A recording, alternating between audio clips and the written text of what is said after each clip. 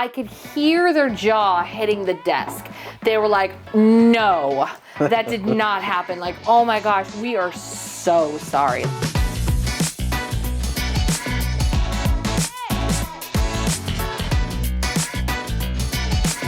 Hello and welcome to Nick and Kristen in the podcast. Brand new set. Sorry about the blurry first video from this set. Hopefully this is less blurry. It's all a work in progress. Yeah, I know. We can't guarantee it's not going to be blurry till after it's done. It's going to be crappy for a while. As the first time we did this, it was pretty crappy. Yeah. And so over the time, it got better, and so that's what we're doing here. Thank you for commenting on the set. A lot of people like the new set. Oh, okay, good. So that's good. We're still trying to figure out what to do here. We have a couple of ideas, but we're not really sure. Yeah, a lot of it's like radio based. And so it's like, well, we're not really in radio anymore. So like, do we highlight the fact that like, hello, we used to be radio people? Or do we just kind of be like, hey, we're Nick and Kristen now? And we want something that kind of symbolizes us, but not too on the nose. We're not going to put like our wedding picture or anything there. That's just a little too much. We've gone back and forth because we have an on the air side. Our Mr. and Mrs. Cheers to the second podcast on our new set. Yeah. We had these. We haven't used these since we bought them. I don't even remember where you got this. Remember? So I wish that was wine, by the way. But yeah, our old boss in San Francisco bought them for us. Oh, really? Oh, okay. Yeah, he went to Aulani, Disney's Aulani, and he bought everybody a little something, and he brought. That's right. He bought these for us, which was very cute. They do feel Disney-esque. That's why. Yeah, because they've got the ears. Okay, yeah, there you go. Yeah, so, makes sense. It's all coming together. Yeah, exactly. I know. We're about to go on our Disney cruise, which is exciting. We're gearing up for that. But Lily finished her YMCA camp that she was in. We'll get to the cruise that's coming up because there's a lot of anticipation. Yeah. And I want to keep expectations low, but I'm sure. I mean, she's super excited about it. Yeah, so Lily's excited. Yeah. So Lily had a camp, and the counselor said something about her personality, and she said it to a therapist. Yeah. Unknowingly, and you decided. Let me tell the story, okay? Because it feels like this is my issue, right? So Lily is a very rambunctious, creative kid, but she's by no means different than like any other 7-year-old her age. Like she's not developmentally below or above anybody. She's right in the middle. Like she's right where she should be. Super average. Yeah. We've never had any issues with her in karate class, any other camps, school, anything she's ever been a part of. No issues. Comes from a very creative, outspoken family. Right, exactly. Yeah. And so the issue was that every day this week, when I went to go pick up the Lily, the counselor like took me aside and was like, she had a rough day. Like there wasn't good listening ears, or she's invading people's space, or whatever it is. And I was like, well, she's 7. And the next youngest was like 10. Yeah, and then there was like a 12-year-old. Like there was 4 kids in the camp. So like she was the youngest by far.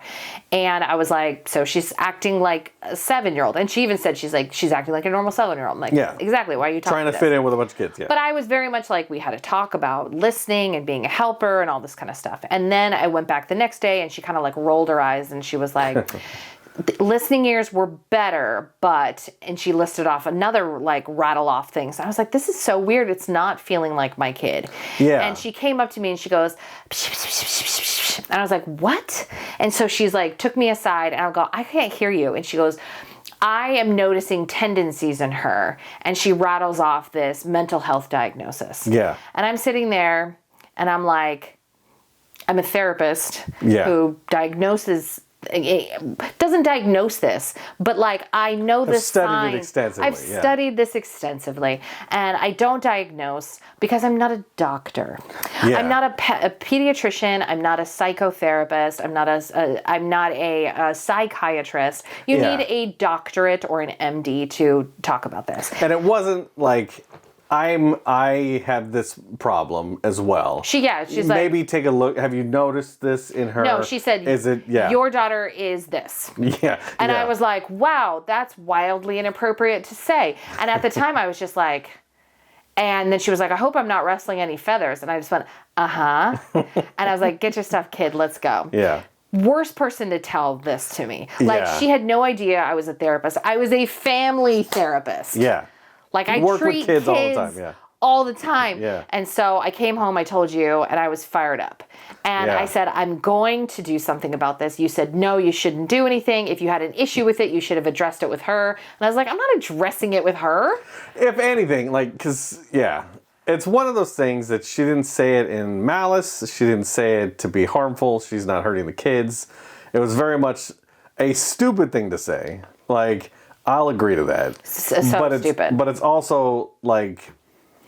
No. She didn't mean anything by it. No, she absolutely meant something. I don't think she did. She was telling me, by the way, I think your daughter is this fine. diagnosis. Cool. And it's like, no, you don't get to say those kinds of things to people. Well, not you to can parents. say, Because I know better. Yes. I know what the mental health diagnosis, like, I know that my kid isn't. But she's not saying it to the kid. But I don't know that. It's true. At that point. It was a bold thing to say. And if you say it to somebody that's not educated like I am in the mental health world, somebody could get really upset about this. So I was like, to hell with you. So I called. My recommendation was just let it go. Let it go. There's only 2 days left in camp. No big deal. There's only 2 days left in camp. No. Like, It there's needs no to be point. addressed. Because if you bring this up, she's going to get fired, and this is going to be a problem. And, like... Guess what happens next? So I call the main office and I talked to the main person there, and they said, what happened? I told them the story, and like, though I could hear their jaw hitting the desk, they were like, no, that did not happen. Like, oh my gosh, we are so sorry. Like, we are so sorry. Yeah. Like, everyone has had this reaction. Everybody was like, I feel like I'm the only one that's like, I mean, she didn't mean anything by it. No, like, they were aghast, like wildly inappropriate. And I was like, look, I am a therapist. And I said, I think I would know. And that's not the issue. Yeah. It's the issue of you cannot be diagnosing children after knowing them for 4 days and then telling the parents what you think that their diagnosis is. Yes. Hey, by the way, you should go see a doctor because this, and this. As someone who has been not been educated in any of this mental health stuff. Yeah. And also, like, what if my kid had some sort of thing? Like, there's nothing that said that she wasn't. You were like, whatever. I know I'm being vague, but like it's just like, it's an inappropriate thing to say, and all I could picture her is saying it to a kid. Yeah. And I was just like, this needs to stop. And they're like, we're gonna handle this. And I was like, fine. So I drop Lily off the next day. I don't see the counselor. Oh, no? Okay. No, because I sign her in and she takes off. So I'm like, all right, go to your class. Yeah, you were gonna pop in and see how she was doing? I wasn't gonna do it. Yeah, okay. And so we go to pick her up on the last day, and it's a totally different counselor. And I was like, we all know what happens. We know what happened. So I was kind of grilling the kid. I was like, so what happened? You had a different teacher today? And she goes, yeah, we had our normal teacher. She showed up and she was playing with us in the morning. And then all of a sudden somebody came in and said she's leaving now. And it's not because she's sick, but say goodbye to your teacher. Yeah, I was like, she'll never be back. Yeah, this is your new teacher for the rest of the 4 hours that you're here. I love that they specify that it's not because she's sick. She's not sick. She's not sick, and you'll never see her again. I was like, okay. And cool. So Lily was like, oh, I really missed her. And I was like, I didn't miss her. And this was probably the worst camp we'd been to. We've gone to a couple camps this summer, and I don't want to blame her because it seemed like all the other classes in this group of people, like group of classes or camps, were all very just distraught and unorganized. Yeah, it was all thrown together. Like nobody knew what they were doing. Yeah, they were there for a certain thing, and like they barely did that thing. Yeah. Every time I saw them, they were making loom bracelets. Yeah. And it was supposed to be an entrepreneurial camp. There was supposed to be a shop at the end of the 5 days where we would come in as the parents and we'd buy things from them. Yeah, it was a mess. The person clearly could not handle children. No, and there was 4 kids. Yeah. 4. But 2 of them were rowdy. And like... But that's when you get them in line. Yeah, you did. Well, that's when you need to be good with kids. It's like you need to be able to understand and be able to control at least 4. Because if you had 6, you'd be dead. They'd eat your life. It's frustrating because it's like we liked these camps. We did them last year. We did them at the beginning of summer. We thought, oh, this is a great affordable option. But now it's like I don't think I'm ever going to be back. Yeah, it definitely tainted it. Yeah, because it's like, I don't know if she was just moved to a different class or if she was fired entirely. Yeah. I don't know if she's going to be back next summer. But it's like, I don't want to be like, I don't want to see her again. Yeah, it seems like she got a talking to. I'm assuming. Well, and like not sick. And that's what the weird thing is, it's just like the fact that she came in. Yeah. And I was talking about this with a friend because I was like, why would they even have her come in? Yeah. And it feels like it went up the chain. Like so-and-so then told so-and-so up in management. And then they called Mr. YMCA. And at that point, it was like 5 o'clock. They got their message. They had a quick powwow like at 8 or 9 in the morning. And they were like, get her out of there. Like, because she showed up for work. So, yeah. I know. It was bad. Well, thank you. I just want to say thank you to the Clark County Trash Pandas. This episode and all episodes thus far have been brought to you by the Clark County Trash Pandas, our official and only sponsor of the Nick and Kristen and the podcast. Go check them out at clarkcountytrashpandas.com. They are a basketball team that's coming to our area, a professional basketball team with the basketball league, 40 teams in the league. This is their first season as the Trash Pandas. It's going to be good, cheap tickets, great seats, awesome DJ, because I'll be the DJ for the... Debatable. I mean, yeah, I don't know. I still have to, I mean, I've got... He's just going to put on jock jams and call it a day. Yeah, I've got months to prepare, but I have not prepared at all, but I just need, like, hype music. I need basketball music. Oh, yeah, so, it'll be fine. You'll be all right. And I don't know how this is all going to work out. It's all going to be an experiment, but it's going to be fun, and I hope you're there. I should have worn my Trash Panda shirt. That's what I forgot to do. But you can go and get season tickets in October. I know, got a couple months away, but... It's not. It's coming up, though. Yeah. I mean, we've gotten our back-to-school shopping list and stuff like that. Oh, that's crazy, yeah. But, okay... I mean, everybody I've talked to other than you has said that I was in the right about this. So comment if you think I was right or if I was wrong. Because, like, I know what I sound like right now. Like, I know that I sound like this kind of, like, harpy, like... mama bear type of person, and it's like, that's not really who I am. But I think it's really dangerous when you walk around and give kids labels to things without knowing them, without knowing their stories, and in a way that could be very pathologizing for them. Yes, I agree. I don't know if she said it to the kid. And, I don't know, but she said it to a parent. And it was a bold and dumb thing to say. Like, I'll agree to all that. Wrong person. And I just feel bad about bringing it to somebody else and like making this a big deal off of just a throwaway comment that I'm sure it wasn't throwaway. She took me aside. Yeah, but I don't think and whispered it. And then when I asked her to repeat it, she said it louder in a room full of people. She intentionally said it. I just don't think she meant anything by it. Like, I don't think it was a mean thing it wasn't coming from a mean place. I think it was coming from a helpful place. I'm sure it was, but that is a wildly inappropriate thing to say. That's like the example of being like going up to somebody and being like, hey, by the way, I think your kid has scoliosis because I seen them slouch today. It's like, whoa, you are throwing a medical diagnosis on a child you have known for 4 days, and you have no information to back that up with. Isn't it as easy as just going like, oh, okay, well, thank you for your opinion, and just moving on? You know what I mean? No, because I think that some people, if they're not spinal doctors, would be really worried about hearing something like that from somebody that's supposed to be in a position of authority. They're going to start panicking and going, oh my God, let me take my kid to go to the doctor. Well, I mean, it's just like... It doesn't hurt to go get the kid inspected. But, you know what I mean? But this person has no qualifications. It's true, yeah. I know. But the worst thing that can happen is she gets tested for scoliosis, and she's got scoliosis. You know what I mean? but imagine saying that to a spinal doctor. Yeah. Right? And the spinal doctor just being like, I would know. And that's exactly the situation she found herself in. And either way, I just feel like it could have been blown off. But I understand what you're saying.